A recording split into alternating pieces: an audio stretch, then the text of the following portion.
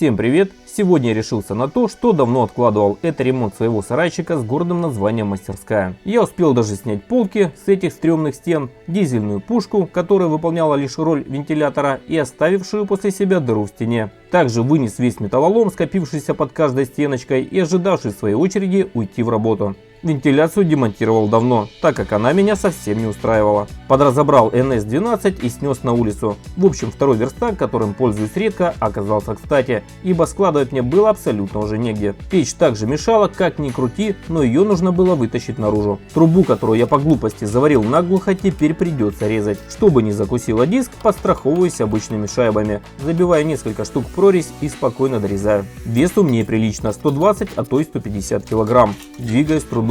Снимаю трубу и на этом перемещение пока откладываю. Небольшая площадка с кладкой кирпича у стен никак не вписывается в дизайн проекта будущего пола. Нужно убрать все в ноль. С низкого старта в работу и сразу же страдает перфоратор. Без ручки немного неудобно, но ничего не поделаешь. Кирпич поддается где-то легко, а местами крепко сопротивляется, на что уходит немало времени. Тем не менее процесс идет. Пришлось приложиться также ломом, и этот небольшой участок был повержен.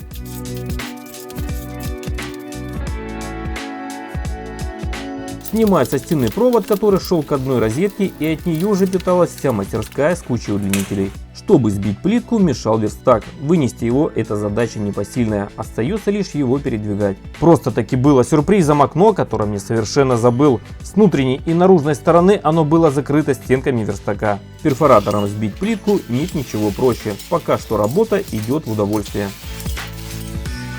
С окном решение одно – выломать вместе с рамой и заложить.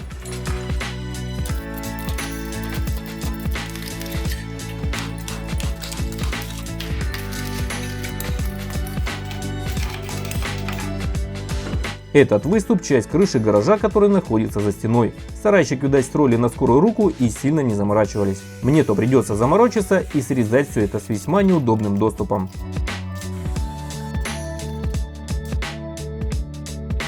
Расчертил расположение будущих штроб и распределительной коробки. Диск по бетону с алмазным напылением, респиратор, очки, наушники и вперед. Очень пыльное занятие. Диск в кирпич врезался как нож в масло, из-за этого глубина штробы получалась немного больше, но по сути это не критично. Делаю место под розетку, их будет куда больше, чем раньше. Продолжаю штробить и пока что получать удовольствие от процесса, которым я ранее не занимался, и опыт в этом деле практически нулевой. Сделал прорези и на противоположной стене. По плану там будет находиться розетка с выключателем на вторую половину светильников. Не забываю и про вытяжку, предусматриваю место под регулятор оборота вентилятора и чуть правее сделаю еще одну розетку. После демонтажа всего того, что мешало, и штробления стен под проводку, следующий этап был куда более важен – покупка материала на весь тот объем работы, который было необходимо сделать.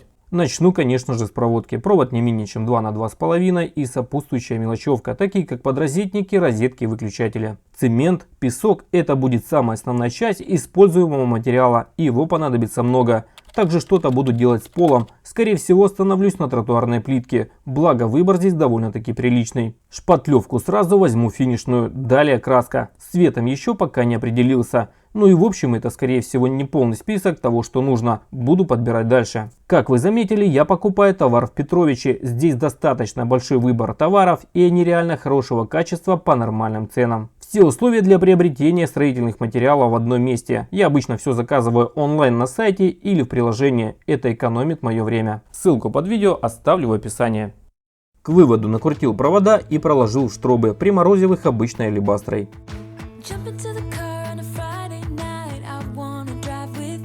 Под регулятор сделал разрыв в одном проводе, а второй нетронутым пошел к выводу. Отверстие, когда-то планировавшееся под приточно-вытяжную вентиляцию в гараж, уже не актуально. Так же, как и окно, которое я собирался заложить. Не положив в жизни ни одного кирпича, сейчас я устрою мастер-класс. Ну, как бы, наверное, наоборот. Как делать не нужно. Залил обильно все водой и, намешав раствор, я принялся глумиться.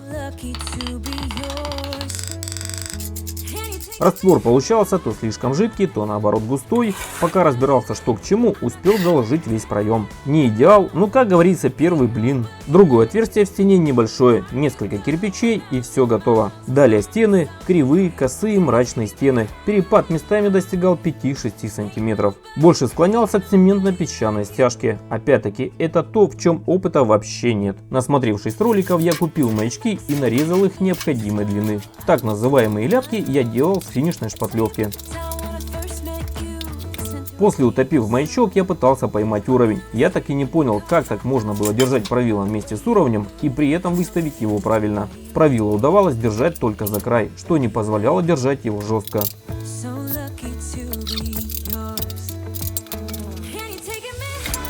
В общем, с этой технологией я потерпел фиаско. В многочисленных попытках попросту засохла шпатлевка. Пришлось снять маячок, убрать все ляпки и все переделать. Не стал заморачиваться с уровнем, маячок выставил по правилу, чтобы он просто был ровный. Ну и все. В противоположной части стены повторил то же самое, маячок под правило.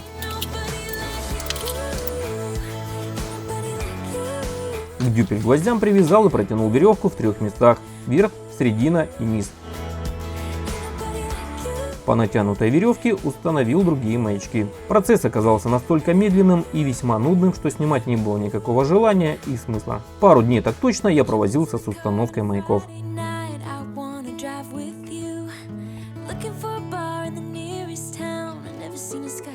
Приобрел такой вот ковшик для накидывания раствора на стены, обязательно проливая водой для лучшей адгезии. Раствор нужно было наносить какими-то особыми движениями, но с первого раза понятно, что кое-как лишь бы прилипло.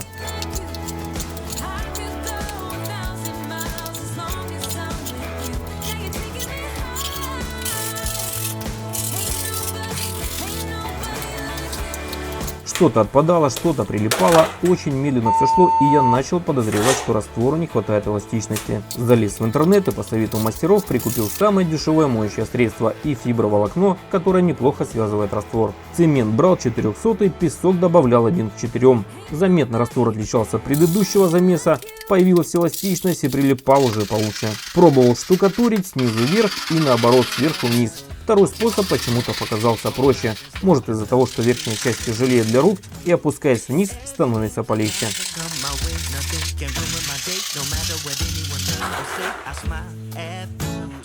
Вырезал гипсокартон, и из него я буду делать откосы. В прошлом году мне в доме делали такие же откосы, и мне показалось, что это несложно. Наношу клеевой раствор шпателем и следом одну из частей гипсокартона. Выставляю по уровню и чуть прижимаю для более прочной склейки.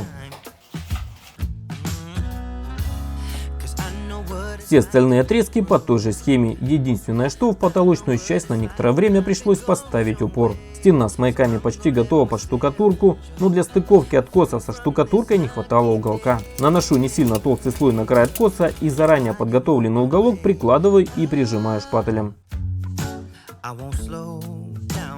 После замазываю оставшейся сверху шпатлевкой.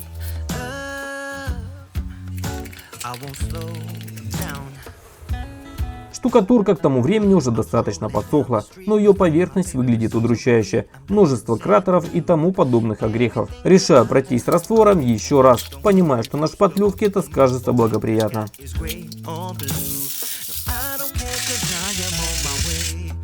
Перетянул все стены, теперь все гладко, глаз радуется. Но то, что маяки еще были в стенах, а я и знать об этом не знал, их, оказывается, нужно вынимать. А причина всему этому коррозия маячков, которая, как ни крути, рано или поздно пробьется через шпатлевку и краску. Пара маяков уже начали ржаветь из-за правила, которое меня повредило оцинкованный слой при работе. Перфоратором поддел внизу маяк и плоскогубцами без особого труда достаю их все по очереди.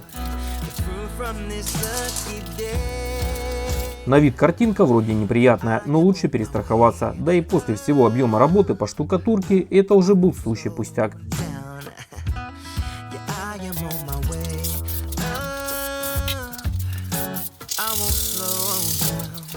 Все поправил, пока что еще все непривычно. Ровные стены и моя мастерская за горизонтом событий моего понимания.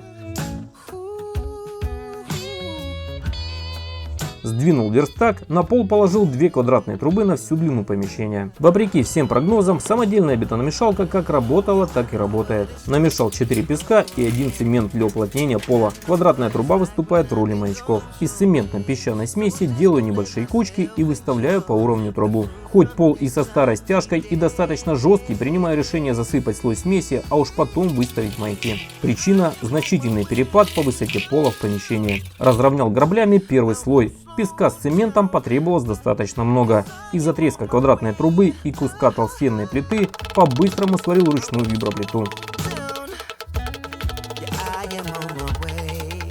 Не быстро, но весьма эффективно утрамбовал всю насыпь. Кстати, очень неплохая физуха. Теперь маяки. По уровню, насколько это получилось. Очень не хватало нивелира в этом деле, было бы куда проще. Остается лишь правилом по маякам разровнять эту насыпь. По мне так это в разы проще штукатурки на стенах. Очень серьезная ошибка, которую я не учел. На штукатурке, кстати, тоже. Песок обязательно нужно было просеивать во избежание вот таких вот следов на поверхности. Из хлама за полминуты собрал просеиватель, что позволило мне избавиться от камешков и прочей ерунды довольно-таки быстро. И сразу можно увидеть разницу с просеянным песком. Поверхность гладкая и готова к укладке плитки. Маячки достал, а канавки просто засыпал, лишь немного подтрамбовав. С плиткой я застрял крепко, мне приходилось постоянно подправлять смесь. Видимо, из-за не совсем правильного старта. Хотя я облазился там с уровнем от и до. Скажу, что без опыта это весьма непросто, и на каждом этапе чего-то нового хотелось просто пригласить мастера и закрыть эту проблему. Но ни шагу назад, где-то косо, где-то криво, но буду делать сам. Укладка продвигалась, и я приближался к противоположной стене.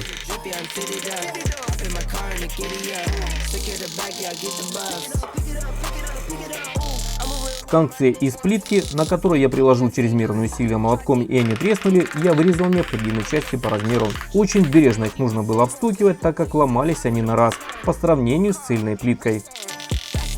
Первая половина была закончена, впереди осталась вторая. Имея уже какой-никакой опыт, уверенности было побольше. Ту же основную смесь высыпаю на плитку и веником прометаю, засыпая все зазоры между плиткой.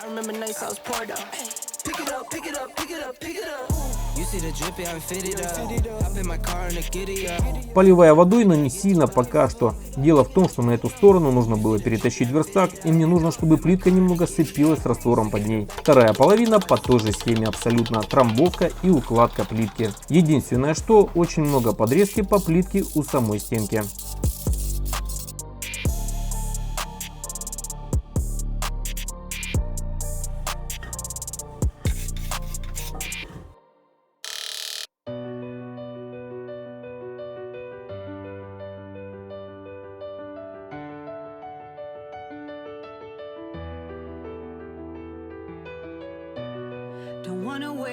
Теперь шпатлевка, наношу на погрунтованную стену небольшим слоем. Все стены шпатлевал, после сушки будет такой же второй слой и опять грунтовка перед покраской. Обшивка двери уже никак не вписывается в новый интерьер, и с замком также не помешало бы что-то придумать. Поставил самый обычный замок и обшил дверь OSB. Установил печь и обновил жаростойкой краской. Исправил прошлые ошибки, а именно заменил 110-ю трубу на 130-ю. Стык трубы плотно подогнал и зафиксировал хомутом. Для прочистки трубы теперь будет достаточно снять хомут и сдвинуть печь. Мне показалось, что это один из самых простых вариантов. Балку под потолком обновил, покрасив в красный цвет. Краску для стен использовал фасадную на водной основе. Добавив немного черного колора, я получил светло-серый оттенок. После установил розетки и выключатели. Прикупил осевой вентилятор на 90 Вт, максимальные обороты 2400, производительность 1615 кубов в час. Первое впечатление: хорошо, что не купил больше, по-моему, этого за глаза. С улицы прикрутил шторку, никакого сквозняка в нерабочее время вентилятора точно не будет.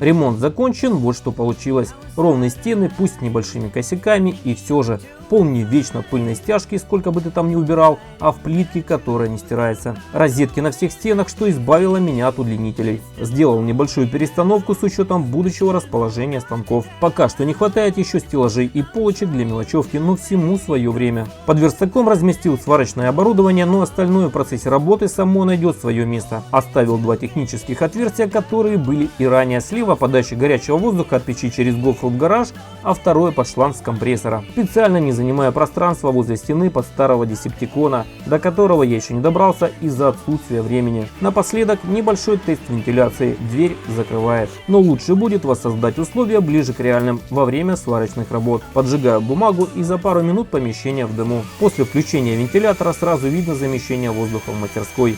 Тянет через неплотно прилегающую дверь и технические отверстия с гаража. С печки тоже будет тянуть, поэтому воздушные регуляторы придется перекрывать обязательно. Прошу оценить мой первый опыт в ремонте комментарием, и ошибки, которые я допустил, тоже обязательно пишите. А также подписывайтесь на канал, инстаграм, жмите на колокольчик под видео. Всем пока!